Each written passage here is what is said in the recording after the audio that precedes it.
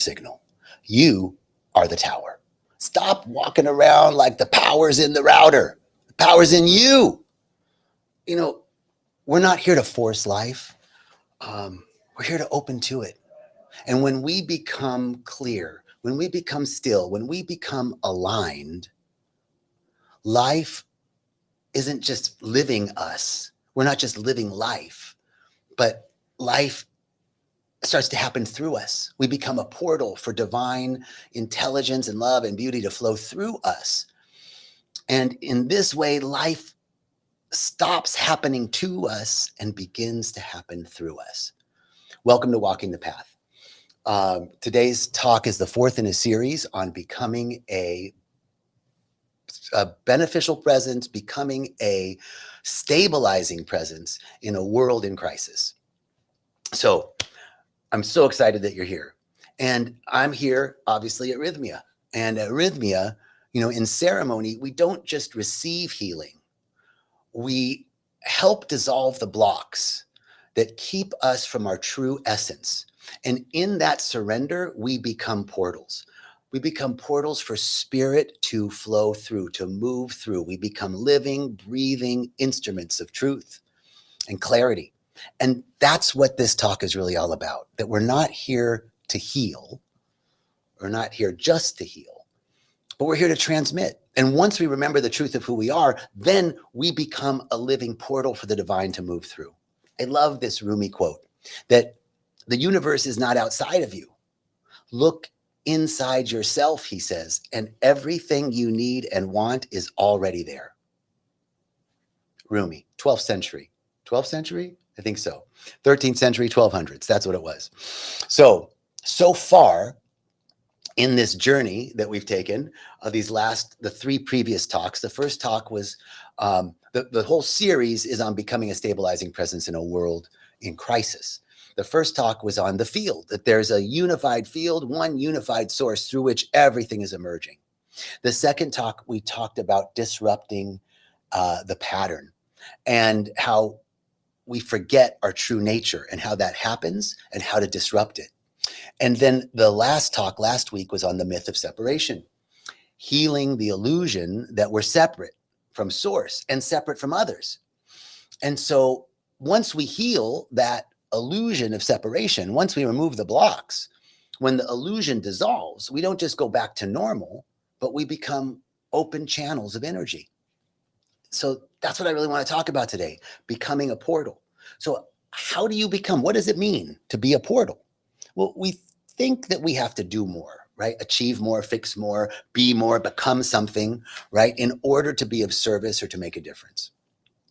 But if we look at the Rumi quote, it's already within us. Being a portal isn't about effort. It's about remembrance and removal. But remembering who we are and removing the blocks that keep us from seeing that. We don't just force spirit to flow through us. We can't make it happen. Reverend Michael has a great statement. We don't make it happen. We make it welcome.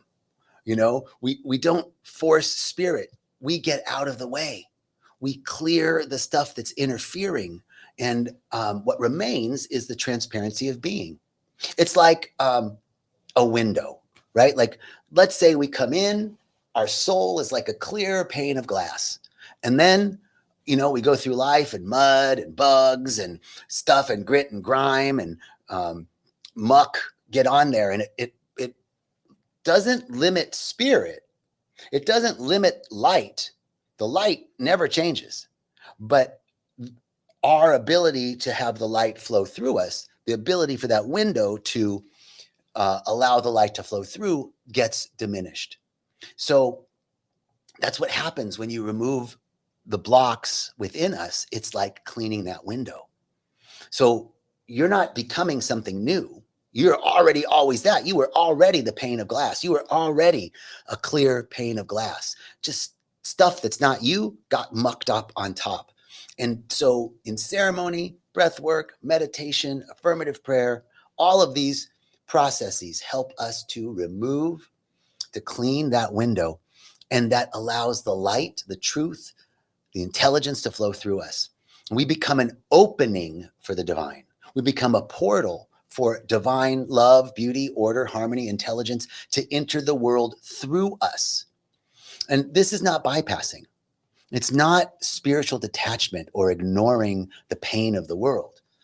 This is embodied surrender. And it's rooted so deeply in presence, right? In that we become, like the eye of the storm, calm center, a beacon. This is really the key to becoming a portal. There are specific qualities to becoming a portal. The first quality is stillness. And stillness isn't just the absence of movement, it's the presence of depth. It's like, still waters run deep, baby. When we're still, we can finally hear the frequency of spirit. When we're not still, what is there? There's all the mind chatter and stuff that's going on, and we're pumping stuff into our heads and social media and information and data and movies and all this stuff. Can't hear spirit in the midst of all of that. But when we become still, we finally get to be a space. We can finally hear that still small voice that's within us. So stillness, there's a beautiful ancient statement, be still and know that I am God. Just be still and know that there is something that's always shining, always bright, always transmitting, always transmitting. Sun is always shining. Sometimes we just got to open the curtains, right? Sun's always out there. We just got to open the curtains. Be still and know that I am God. Stillness is a gateway to becoming a portal. The second element of becoming a portal is presence. To be a portal, you have to be fully who you are, not projecting in the future, not worrying about the past. Presence, the power of now, is the power that brings our awareness into alignment with the moment where we are, where spirit lives. We can't breathe in the past. We can't breathe in the future. We can only breathe in the present. And most of our suffering comes from time. What's going to happen in the future or what happened in the past? But right now in the present, in this present moment, when we're present, when I stop resisting, when I stop fighting what's so, and acceptance isn't resignation. We think that if I accept what's so right now, I'm resigning to it being that way. But the truth is that acceptance is the only way to unwind the tightly bound pattern of our patterns of our coping mechanisms, tightly wound patterns that keep us blocked. Acceptance is the only way. Being present in this moment, being mindful in this moment, being right here, right now, not worried about the future, not lamenting or nostalgic for the past, but right now, just as it is. In this moment, we become a magnet. When we're present, people can feel it. Your presence becomes healing to them. I remember Reverend Michael saying to me many years ago, he goes, I just want people to heal by being near me. And I thought, oh, that was really beautiful. How sweet. But now I'm really understanding what he's talking about. It's that he's working to keep himself a clear channel, to be a portal. And in that way, just by being around him, people are healing. I want to talk about that next. It's called coherence. Being a portal requires internal alignment. Spirit, body, mind, and soul, right? Spirit, mind, heart, body, all saying yes. This is coherence. When everything's in alignment, there's coherence. When all your parts agree, right? When we're in agreement, our signal becomes clear. It's not static. It's like tuning a radio in, right? Back when you tuned a radio in. So you're no longer leaking energy. You're transmitting truth. So coherence, being coherent within yourself is a key to being a portal. And finally, the willingness to be used by life. One of the prayers that we say at Agape is our opening hymn is use me, oh God. I'm here for you, and here I'll abide as you show me all that I must do. To be used. And there's that great song, use me, till you use me up. Bow, bow, bow, bow, bow, bow, bow, bow. That's like a love song to spirit. Use me. How can I be used when I'm in alignment to become a tuning fork, to become a signal of peace and love, to be an opening for good, for God, for love, for beauty, for intelligence, for creativity? This is the willingness to be used. It's releasing the small self and saying, I'm available. And that's really the biblical meaning of when Yeshua said, if those who lose their life for me will have eternal life. It's been kind of messed up in the Christian mythology, but really he's saying, if you give up your little life, your identity, your ego, all of this little stuff in life, and become aligned with the truth, with oneness, right? You will be, the truth of who you are is eternal already. But we have to give up our identity, our little identities. So being a portal is not a performance. It's not being perfect. It's radical openness. And if life is lived from the inside out, right, where I'm authentic, I'm choosing again and again to be a clear channel, to be an opening for the infinite to move through. This is the key to becoming a portal. So I always love to connect science with mysticism. And so quantum coherence talks about this science of transmission. Coherence, the Heart Math Institute has a beautiful study on how the heart emits an electromagnetic field, and it's measurable up to 8 feet, even larger. It's a state of being that influences the energy around us. The human heart isn't just a biological pump, it's an energetic powerhouse. And according to the Heart Math Institute, the heart produces the strongest electromagnetic field of any organ, even a larger electromagnetic field than the brain. 60 times greater amplitude than the brain. 60 times greater amplitude than the brain's electrical activity. So this field, this toric field, radiates in every direction, and it can be measured 8 to 10 feet away. And the truth is, it likely extends much further, but we don't have the tools to measure it yet. But here's where it gets interesting for us to be used as portals, that when we're in a state of coherence, meaning that our thoughts and our emotions and our nervous system are in alignment, we're regulated. When we're regulated, our heart's electromagnetic field becomes stable and organized. And a coherent field actually entrains or synchronizes the fields around it. This is the law of entrainment in quantum physics. In other words, your inner state influences the external electromagnetic environment. You're literally broadcasting whatever's inside of you: peace, clarity, joy, fear, anger, resentment. What are you broadcasting? It's not just a metaphor, it's electrophysiology. And studies show that when someone's regulated and heart-centered, and they enter a room, it can actually help lower the stress level and regulate the physiology of others in the room, even without words, even without touch. This is how powerful. In quantum language, your coherence becomes a tuning fork. Okay, let's use the metaphor of a tuning fork. If I have a tuning fork and it's tuned to G, and I have another tuning fork tuned to G, I hit this tuning fork and it entrains without touching the other. It entrains it, and this one starts vibrating like that one.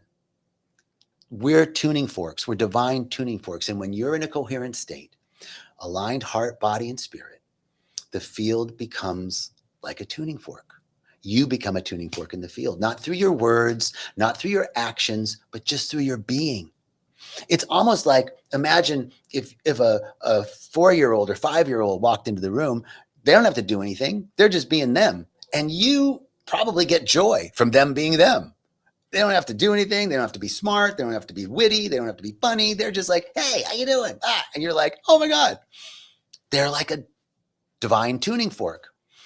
So when we say you're becoming a portal, we're saying that when you attune yourself, when you attune your field so clearly, you actually influence those around you. And it's not fixing or forcing, it's just being, it's just vibrating the truth. There's another scientific basis for this, and it's mirror neurons and neuroplasticity. So, we have these highly developed, specialized brain cells called um, mirror neurons, and they perform an action when they're observing somebody. And these neurons are based on empathy and emotional resonance. So, the process is also known as co-regulation. And when it's combined with the brain's neuroplasticity, which is our ability to rewire our responses to experience, it means that my peaceful, heart-centered presence can actually help repattern someone else's internal state simply by being with them. They're automatically tuned to mirror back. That's part of our physiology. And then finally, quantum physics talks about the observer effect, that we actually shift reality with our awareness. Now, we literally tune reality in. The observer effect reveals that through observation, that potentiality gets collapsed to a specific outcome. Through observation, a potential gets collapsed into a specific outcome. So spiritually, that means that when we shift our inner awareness, what we focus on, what we believe in, those are the words, it is done to us as we believe. It's true. What we focus on, what we think about, we bring about. Where our attention goes, our energy flows. We're not just, what we focus on and believe on and expect is not just changing our perception, but we're actually tuning the field around us. When we are aligned, we actually can collapse the potential, because potential exists, into an outcome. So consciousness isn't passive, okay? It's participatory. And we're co-shaping what materializes around us simply by how we observe and relate to it. So becoming a portal means that we're not subject to the field. We actually broadcast into it. Becoming a portal means I'm no longer a victim to circumstance and condition. It doesn't mean that I'm insensitive to what's going on, but I can actually, through my beingness, through me being aligned and centered and knowing that no matter what the appearances are, something wonderful is seeking to emerge. No matter what the circumstance is, everything always works out. Everything is always working together for good. Everything is that all my needs are met. As I'm focusing on that, I'm tuning the field around me I'm broadcasting that into the field. And the law of the field, the activity of the law says that what I put in, I get out. It's the nature of the universe is reflective. It reflects back exactly what we're putting in. So those are like the mirror neurons, the observer effect, neuroplasticity, and coherence and entrainment are all scientific-based explanations of this spiritual principle of becoming a portal for the divine. So I love this connection between science and spirit.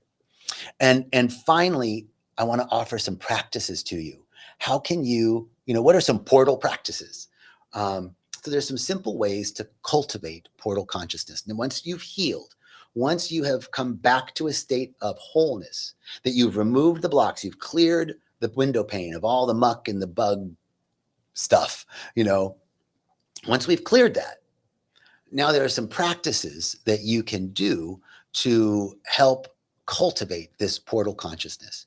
And the first thing is to pause, as we pause before speaking. So oftentimes I'm jumping ahead, listening to someone and thinking what I want to say. I think we can all relate to that. But if I can pause and maybe catch a divine insight, let spirit speak through me before I speak. Give spirit a chance to speak. Let me be spoken through. Let me be acted through. When I can pause for just a moment and catch it, and we can attune ourselves, and we can, it's not easy at first, but you build this muscle to pause and catch it. And it becomes second nature. Eventually it will become embodied. The second portal practice is to what we call spiritual gossip at Agape.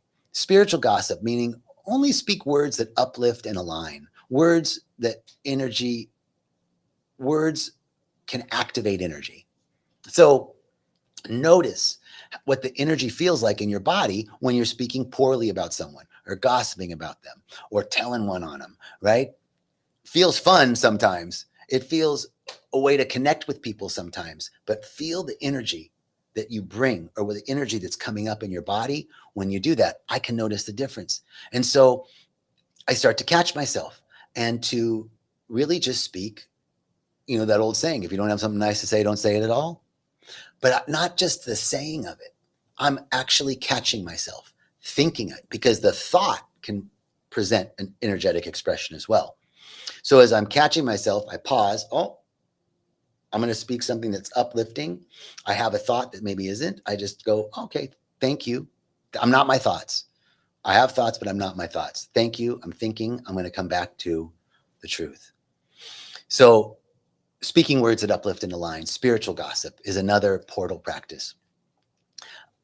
Anchor into gratitude. Gratitude is one of the most powerful ways to open the field. What we appreciate appreciates. When I appreciate something, it appreciates, it grows. Like real estate appreciates, right? When I give thanks for something, I increase it. And one of my favorite stories is, famous story of Yeshua ben Yusuf at the Sermon on the Mount. He goes out there with his buddies, right? The apostles, and they got 2 fish or 2 loaves of bread and 5 fish. And thousands of people show up.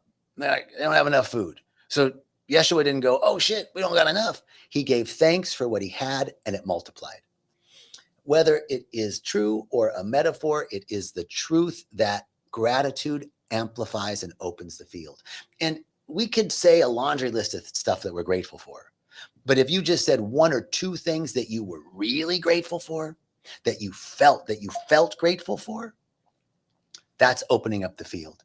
And then having a sacred routine. Routines help to regulate the body. And what we were talking about earlier is that regulation is a key to becoming coherent with the field. So spiritual practices is meditation, breath work, Kundalini yoga. Kundalini yoga is a wonderful way to regulate the body. Tai Chi, nature connection, meditation. I think I mentioned that. All of those are, having a morning ritual, an evening ritual, that whatever it takes to attune you, to regulate your emotional state. So many times in the morning, I don't wake up like, la, la, la, la, la, la. Oh my God. A lot of times I wake up like, and I know that my meditation and my breath work and my Kundalini practice will regulate my body. And at the end of that practice, I will feel better. And it sets the tone for my day. So sacred routine is another key to becoming a portal, as we're constantly regulating ourselves, regulating our emotional body and becoming coherent. So, in closing, I guess I want to say we don't have to figure it all out. We just have to get out of the way. You might ask yourself, where in my life am I being invited to be a portal instead of a personality? Where in my life am I invited to be a portal instead of a personality? And what would happen if I paused and let the divine speak through me? What would happen if I paused and let the divine love through me? 2 thoughts to end the talk. I'm so grateful and so thankful that you're here, and I look forward to seeing you again. I'll be here next week at the same time. Have a beautiful day. Peace and richest blessings. Thank you, thank you, thank you.